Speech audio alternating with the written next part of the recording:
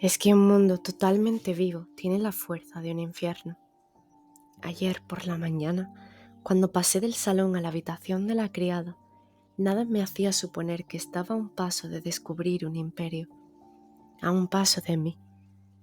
Mi lucha más elemental por la vida más primaria iba a comenzar con la tranquila ferocidad devoradora de los animales del desierto. Iba a encararse en mí con un modo de vida tan elemental que estaba cercano a lo inanimado. Mientras tanto, ningún gesto mío indicaba que yo, con los labios secos por la sed, iba a existir. Solo después me vendría a la mente una frase antigua que se grabó engañosamente hace años en mi memoria. Apenas el subtítulo de un artículo en una revista y que terminé por no leer. Perdida en el infierno abrasador de un cañón, una mujer lucha desesperadamente por la vida. Nada me hacía suponer hacia dónde iba yo, pero es que nunca he sido capaz de percibir las cosas en movimiento. Siempre que llegaban a un ápice, me parecía con sorpresa una ruptura, explosión de los instantes, con fecha, y no la continuación de una interrupción. Aquella mañana, antes de entrar en la habitación, ¿qué era yo? Era lo que los demás siempre me habían visto ser, y así me conocía yo. No supe decir lo que era, pero al menos quiero acordarme. ¿Qué estaba haciendo yo? Eran casi las 10 de la mañana y hacía mucho tiempo que no me sentía tan a gusto en el apartamento. El día anterior, la criada se había despedido. El que nadie hablara, caminara o pudiera provocar acontecimientos le saltaba aún más el silencio de esta casa donde vivo casi lujosamente. Me entretenía en la mesa del desayuno. Qué difícil está resultando saber cómo era yo. No obstante, tengo que hacer al menos el esfuerzo de darme una forma primera para poder entender lo que ha sucedido al perder esa forma. Me entretenía en la mesa del desayuno, haciendo bolitas con miga de pan. ¿Era eso? Necesito saber qué era yo. Yo era esto. Hacía distraídamente bolitas redondas con miga de pan y mi última y tranquila relación afectiva acababa de terminar de manera amistosa con una caricia, recuperando yo, de nuevo, el gusto ligeramente insípido y feliz de la libertad. ¿Es esto una descripción?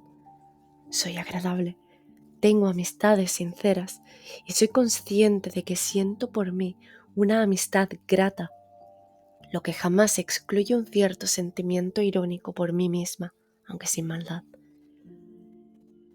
Pero cómo era antes mi silencio es lo que no sé y jamás he sabido. A veces, mirando una foto tomada en la playa o en una fiesta, distinguía con leve aprensión irónica lo que aquel rostro sonriente y oscurecido me revelaba.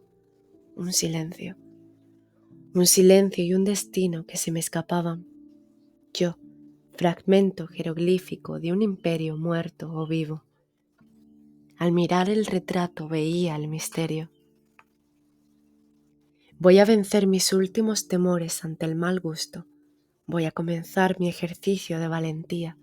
Vivir no es valentía. La valentía es saber que se vive. Y voy a decir que en mi fotografía yo veía el misterio. Furtivamente, la sorpresa me invadía. Solo ahora me doy cuenta de que era sorpresa lo que me invadía. En la mirada sonriente había un silencio como solo he visto en los lagos y como solo he escuchado en el silencio mismo. Nunca hasta entonces se me había ocurrido pensar que un día me encontraría con este silencio, con la desintegración del silencio. Echaba yo una ojeada sobre el rostro fotografiado y, durante un segundo, en aquel rostro inexpresivo el mundo me miraba a su vez, también inexpresivo.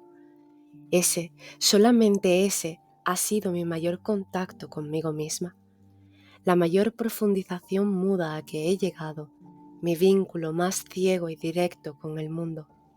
El resto eran siempre las organizaciones de mí misma, ahora sé.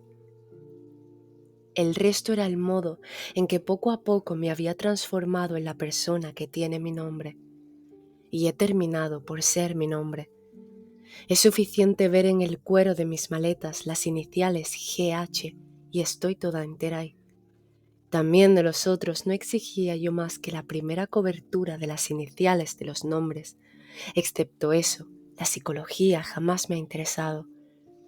La mirada psicológica me desasosegaba y me desasosiega. Es un instrumento que solo atraviesa. Creo que desde la adolescencia yo había superado la fase de lo psicológico. GH vivió mucho, quiero decir, vivió muchos acontecimientos. ¿Quién sabe si tuve de algún modo impaciencia por vivir luego todo lo que tuviese que vivir para que me sobrase tiempo de vivir sin hechos, de vivir? Me sometí pronto a mis sentidos, conocí pronto y rápidamente dolores y alegrías, para verme libre muy pronto de mi destino humano humilde y libre para buscar mi tragedia. Mi tragedia se hallaba en alguna parte. ¿Dónde estaba mi destino supremo? Uno que no fuese más que el embrollo de mi vida. La tragedia, que es la aventura suprema, nunca se ha realizado en mí. Solo conocía yo mi destino personal, y es lo que deseaba. A mi de alrededor extiendo la tranquilidad que procede de llegar a un grado de realización hasta el punto de ser GH incluso en las maletas. También para mi denominada vida interior he asumido, sin sentir, mi reputación. Me trato como las personas me tratan. Soy aquello que los demás ven de mí. Cuando me hallaba sola, no se producía un desfondamiento. Tenía solamente un grado menos de lo que yo era, como los demás. Y eso ha sido siempre mi natural y mi salud, y mi especie de belleza. Solo mis retratos son los que fotografiaban un abismo, a un abismo de nada, solo esa cosa grande y vacía, un abismo. Actúo como lo que se denomina persona realizada. Haber hecho escultura durante un tiempo indeterminado e intermitente también me daba un pasado y un presente que permitía a los demás situarme. Se refieren a mí como a alguien que hace esculturas que no serían malas si hubiese trabajado menos como aficionada. Para una mujer, esa reputación es socialmente mucho y me ha situado, tanto para los demás como para mí misma, en una zona que socialmente se halla entre mujer y hombre, lo cual me dejaba mucho más libre para ser mujer, ya que no me ocupaba formalmente de serlo. En cuanto a mi denominada vida íntima, tal vez también haya sido la práctica ocasional de la escultura lo que le ha dado un leve tono de preclímax, tal vez por causa del uso de un cierto tipo de atención a que obliga incluso el arte aficionado, o por haber pasado por la experiencia de desgastar pacientemente la materia hasta encontrar progresivamente la escultura inmanente, o por haber tenido, a través incluso de la escultura, la objetividad forzada de luchar con aquello que ya no era yo. Todo eso me ha dado el leve tono de preclímax de quien sabe que, auscultando los objetos, algo de ello saldrá que le será dado y, a su vez, devuelto a los objetos. Tal vez haya sido ese tono de preclímax lo que veía yo en la sonriente fotografía torva de un rostro cuya palabra es un silencio inexpresivo. Todos los retratos de personas son un retrato de Mona Lisa. ¿Y es eso todo lo que puedo decir respecto de mí? ¿Ser sincera? Relativamente. No miento para elaborar verdades falsas, pero he utilizado demasiado las verdades como pretexto. La verdad como pretexto para mentir. Podría yo contarme a mí misma lo que me halagase y también hacer el relato de la sordidez, pero debo tener cuidado para no confundir defectos con verdades. Tengo miedo de aquello a que me arrastraría la sinceridad, a mi denominada nobleza, que omito, a mi denominada sordidez, que también omito. Cuanto más sincera fuese, más tendería a halagarme, tanto con las ocasionales noblezas como sobre todo con la ocasional sordidez. La sinceridad sola no me llevaría a vanagloriarme de la mezquindad. Esta la omito, y no solo por falta de perdón de mí misma, yo, que me he perdonado todo lo que ha sido grave e importante en mí. La mezquindad también la omito, porque la confesión es para mí, en muchas ocasiones, una vanidad, incluso una confesión penosa. No es que pretenda estar libre de vanidad, pero necesito tener el campo libre de mí para poder avanzar, si yo avanzase. O no querer sentir vanidad es la peor forma de envanecerse. Considero que estoy necesitando mirar sin que el color de mis ojos tenga importancia. Necesito ver libre de mí para ver. ¿Y es eso todo lo que yo era? Cuando abro la puerta a una visita inesperada, lo que sorprendo en el rostro de quien me está mirando desde la puerta es que acaba de sorprender en mí mi suave preclímax. Lo que los demás reciben de mí se refleja entonces nuevamente en mí y forma la atmósfera de lo que se denomina yo. El preclímax tal vez ha sido hasta ahora mi existencia, la otra, la incógnita y anónima. Esa otra existencia mía que apenas era profunda, era lo que probablemente me daba la seguridad de quien tiene siempre en la cocina una tetera a fuego suave. Así, en cualquier circunstancia y a cualquier hora, tendría yo agua hirviendo. Solo que el agua nunca llegó a hervir. No necesitaba violencia. Hervía yo lo suficiente para que el agua nunca hirviese ni se derramase. No, yo no conocía la violencia. He nacido sin una misión que cumplir. Mi naturaleza no me imponía ninguna, y siempre he procurado no imponerme una tarea. No me imponía una tarea, pero me organicé para ser comprendida por mí. No soportaría el no encontrarme en la lista. Mi pregunta, si la tenía, no era quién soy, sino entre quiénes soy. Mi ciclo estaba completo. Lo que vivía en el presente se condicionaba ya para que pudiese yo ulteriormente entenderme. Un ojo vigilaba mi vida, y ese ojo era probablemente lo que yo llamaba ora verdad, ora moral, ora ley humana, ora Dios, ora yo. Vivía yo de tal suerte dentro de un espejo. 2 minutos después de nacer había perdido ya mis orígenes.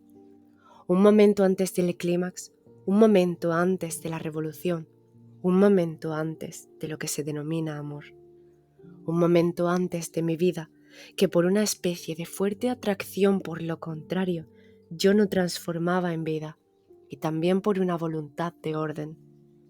Hay un mal gusto en el desorden de vivir, e incluso no sabría yo, aunque lo hubiese deseado, transformar ese momento latente en momento real.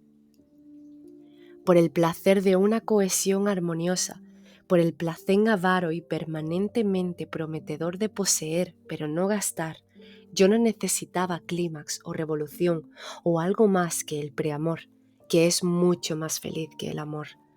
¿La promesa me bastaba? Una promesa me bastaba. ¿Quién sabe si esa actitud o falta de actitud también está unida a que, al no tener ni marido ni hijos, no he necesitado, como suele decirse, mantener o romper cadenas? Yo era continuamente libre. Ser continuamente libre también se veía favorecido por mi temperamento, que es fácil. Como, bebo y duermo con facilidad.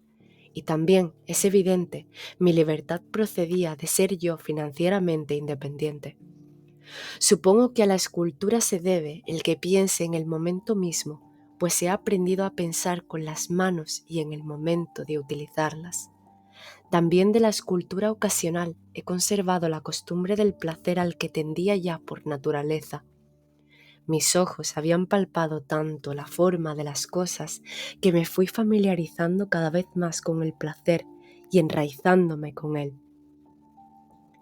Podía, con mucho menos de lo que era, utilizar ya todo, exactamente como ayer, a la mesa del desayuno, me bastaba para crear formas redondas con miga de pan, la superficie de mis dedos y la superficie de la miga de pan. Para tener lo que tenía nunca había necesitado ni esfuerzo ni talento. Lo que tenía no lo había conquistado, era un don. Y en lo referente a los hombres y a las mujeres, ¿qué era yo? Siempre sentí una admiración extremadamente afectuosa por los modos y las costumbres masculinas y sentía sin premura el placer de ser femenina. Ser femenina también era un don para mí. Solo tuve la facilidad de los dones y no el horror de las vocaciones. ¿Es eso? Desde la mesa donde me entretenía, porque disponía de tiempo, miraba alrededor mientras los dedos redondeaban la miga de pan. El mundo era un lugar que me servía para vivir. En el mundo podía yo meter una bolita de miga en otra. Bastaba yuxtaponerlas y sin forzar siquiera, bastaba presionarlas lo suficiente para que una superficie se uniese a otra superficie y así, con placer, iba formando una pirámide curiosa que me satisfacía. Un triángulo de líneas rectas hecho de formas redondas, una forma que está hecha de sus formas opuestas. Si eso tenía un sentido, la miga de pan y mis dedos probablemente lo sabían. El apartamento me refleja. Está en el último piso, lo que se considera un signo de elegancia. Personas de mi ambiente procuran vivir en lo que se llama bajo los tejados. Es mucho más que una elegancia, es un verdadero placer. Desde allí se domina una ciudad. Cuando esa elegancia se vulgarice, yo, sin saber siquiera por qué, ¿me pasaré a otra elegancia? Quizá, como yo, el apartamento tiene penumbras y luces húmedas. Nada aquí es brutal. Una habitación precede y prefigura a la otra. Desde mi comedor veía yo los efectos de sombras que anunciaban la sala de estar. Todo aquí es la réplica elegante, irónica y graciosa de una vida que nunca ha existido en parte alguna. Mi casa es una creación puramente artística. Todo aquí se refiere, en verdad, a una vida que si fuese real no me serviría. ¿Qué reproduce ella entonces? Real no la entendería, pero me gustan las reproducciones y la entiendo. La copia es siempre bella. El ambiente de personas semiartísticas y artísticas donde vivo debería, no obstante, hacerme rechazar las copias. Pero siempre he preferido la parodia. Ella me servía. Plagiar una vida probablemente me daba, o me da todavía. ¿Hasta qué punto se ha destruido la armonía de mi pasado? Plagiar una vida probablemente me daba seguridad precisamente porque esa vida no era mía, no era una responsabilidad para mí. El leve placer difuso, que parece haber sido el tono en que vivo o vivía, quizá procediese de que el mundo no era yo ni era mío. Podía aprovecharlo. Así como tampoco a los hombres los había yo hecho míos, y podía entonces admirarlos y sinceramente amarlos, como se ama sin egoísmos, como se ama a una idea. No siendo míos, nunca los torturaba. Como se ama a una idea. La refinada elegancia de mi casa se debe a que aquí todo está entre comillas. Por honestidad para con una auténtica creación cito el mundo. Lo citaba, ya que él no era ni yo ni mío. La belleza, como para todas las personas, una cierta belleza era mi objetivo. ¿Vivía yo en belleza? En cuanto a mí misma, sin mentir ni ser sincera, como en aquel momento en que ayer por la mañana estaba sentada a la mesa del desayuno. En cuanto a mí misma, siempre conservé una comilla a mi izquierda y otra a mi derecha. De algún modo, como si no fuese yo. Era más amplio de lo que existía. Una vida inexistente me poseía entera y me ocupaba como una invención. Solamente en la fotografía, al revelar el negativo, se revelaba algo que, fuera de mi alcance, era alcanzado por la instantánea. Al revelar el negativo también se revelaba mi presencia de ectoplasma. Es la fotografía el retrato de un hueco, de una ausencia, de una falta. No obstante, yo misma era, más que clara y correcta, una bella reproducción, pues todo eso es lo que probablemente me vuelve generosa y bella. Basta la mirada de un hombre experimentado para que él advierta que ella es una mujer generosa y encantadora, y que no causa molestia, y que no devora a un hombre, mujer que sonríe y ríe. Respeto el placer ajeno, y delicadamente saboreo mi placer. El tedio me alimenta y delicadamente me come, el dulce tedio de una luna de miel. Esa imagen de mí, entre comillas, me satisfacía, y no solo superficialmente. Yo era la imagen de lo que no era, y esa imagen del no ser me colmaba por completo. Uno de los modos más fuertes de ser es ser negativamente. Como no sabía yo lo que era, entonces no ser era mi acercamiento principal a la verdad. Al menos tenía el otro lado, al menos tenía el no, tenía mi opuesto. No sabía cuál era mi bien, así que vivía con un cierto prefervor lo que era mi mal. Y viviendo mi mal, vivía el lado contrario de lo que ni siquiera conseguiría yo querer o intentar. Como quien vive con aplicación y amor una vida de desenfreno, y al menos posee lo contrario de lo que no conoce, ni puede, ni quiere, una vida de monja. Ahora sé que yo tenía ya todo, aunque de modo contrario. No siendo en el detalle, me demostraba que yo era.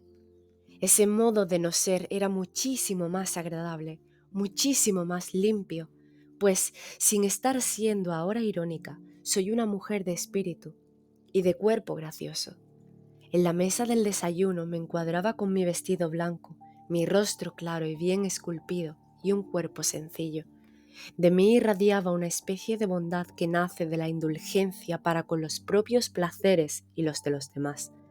Saboreaba yo delicadamente lo mío y delicadamente me limpiaba la boca con la servilleta. Esa mujer, GH, en el cuero de las maletas, era yo. Soy yo. ¿Todavía? No. Desde ahora preveo que lo más duro que mi vanidad tendrá que afrontar será el juicio de mí misma. Tendré toda la apariencia de quien falló y solo yo sabré si fue necesaria la quiebra.